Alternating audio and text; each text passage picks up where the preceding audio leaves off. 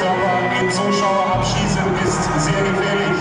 Dresdner Fans, das ist lebensgefährlich. Es ist der Alltag, der uns krank macht. Die ganze Woche warten wir auf Samstag. Es geht um mehr als um die Mannschaft. Unser Zusammenhalt ist wie ein Brandsatz. Samstagmorgen um 3 geht für mich der Tag los. Ich zieh die Jogginghose an und geh zum Bahnhof. Für dich bin ich ein Assi, für mich hast du einen Stock im Arsch. Ich dreh die Bomberjacke um, denn es ist Mottofahrt. Scheiße Fahrscheine, wir fahren mit Black Ticket. Dem Schaffner fehlt der Mumm, dass er darum bittet. Endlich geht's los und wir sind am Abschmecken. Wir ziehen eine Fahne mit uns mit, die ist abschreckend. Angekommen im Bahnhof, lassen wir die Sau raus. Fangen an zu plündern und räumen das ganze Haus aus. Dann ab in die Stadt, den Bullen geht der Kackstift. Denn sie sind zu wenig und ihnen fehlt Taktik. Wir brechen aus und teilen uns auf in kleine Gruppen. Durchkämmen eure Straßen und begrüßen eure Kunden. Dann ab zum Spiel, heute lassen wir es ausarten. Wir stürmen den Platz und holen uns eure Zaunfahrt. Es ist der Alltag, der uns krank macht. Die ganze Woche warten wir auf Samstag. Es geht um mehr als um die Mannschaft. Unser Zusammenhalt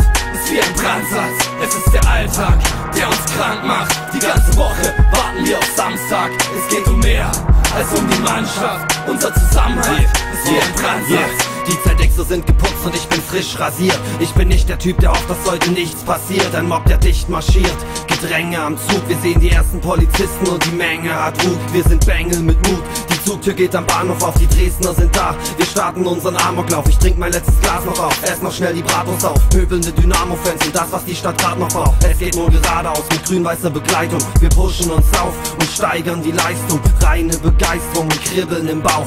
Ängstliche Gegner sind bei unserer Sippe Brauch. Bullen bitten uns laut, das Stadion zu betreten. Doch um das, was dann passiert, hat uns keiner gebeten. Ein paar kleine Raketen und Rauch im Block.